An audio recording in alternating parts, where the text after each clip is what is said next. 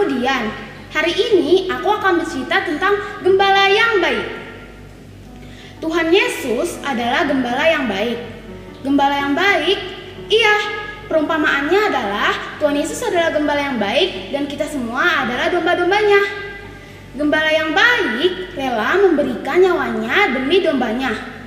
Berbeda dengan upahan.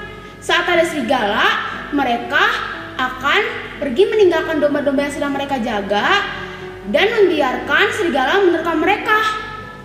Mereka melakukan itu karena mereka hanya upahan. Mereka disuruh untuk menjaga domba orang lain lalu diberi upah.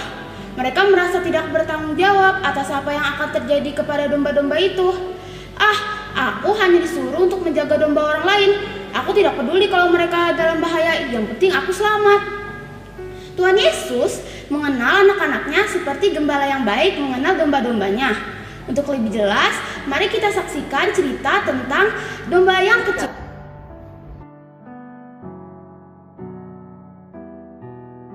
Pada suatu hari, gembala yang baik sedang membawa domba-dombanya pergi ke bukit untuk makan dan minum. Ia memastikan semua dombanya mendapatkan kesempatan untuk minum di sungai. Sambil menemani domba-dombanya makan, ia bermain suling. Gembala yang baik suka sekali bermain suling, sampai-sampai ia tidak sadar bahwa ada satu domba yang berjalan jauh dari kawanan domba yang lain. Domba itu adalah domba kecil. Domba kecil pergi ke tempat yang ia pikir rumputnya segar. Tanpa ia sadari, ia berjalan sangat jauh dari tempat kawanan domba makan. Ia sangat bingung. Di mana gembalaku? Di mana teman-temanku yang lain? Aku tidak tahu arah jalan pulang. Ia berjalan ke sana kemari sambil berharap ia menemukan gembalanya.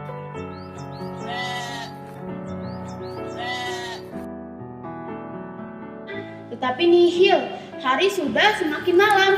Ia malah semakin susah mencari gembala yang baik. Ia menemukan pohon besar di dekat sungai. Ia beristirahat di sana sambil berharap gembala yang baik menemukannya. Sedangkan di tempat gembala yang baik sedang menghitungi domba-dombanya. 97, 98, 99, Di mana domba kecil? Apakah ia tertinggal saat pulang dari bukit? Aku harus mencarinya. Sebelum ia mencari domba kecil, ia memasukkan domba yang lain ke kandang. Lalu bergegas pergi mencari domba kecil. Domba kecil, domba kecil, sebenarnya kau di mana?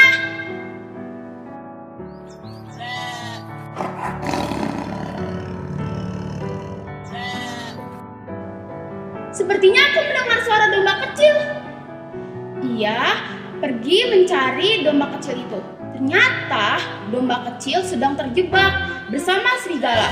Dengan cepat, gembala yang baik membantu domba. Hei, sana pergi! Lalu, gembala yang baik menggendong domba kecil dan mengantarkannya ke rumah. Saat kembali ke rumah, domba kecil meminta maaf. Gembala baik memaafkannya dan membawanya kembali ke kandang. Nah, dari cerita tadi kita tahu bahwa gembala yang baik akan rela mengorbankan nyawanya demi domba-dombanya, sama seperti Tuhan Yesus. Ia rela mengorbankan nyawanya demi kita semua, anak-anaknya. Saat ada yang menjauh daripadanya, ia akan menuntun anaknya dan membawanya untuk kembali kepadanya. Saat kita kembali kepadanya, kita akan mendapatkan kesehatan dan hidup sejahtera. Kita sebagai anak-anak Tuhan harus mampu mendengarkan dan melakukan apa yang sesuai dengan firman Tuhan. Ada banyak sekali loh yang dapat kita lakukan untuk membuat Tuhan Yesus senang. Contohnya pergi ke gereja, membantu orang lain, dan satu lagi yang paling penting, mematuhi protokol kesehatan. Kita harus melakukan itu semua dengan rasa ikhlas, tanpa terpaksa.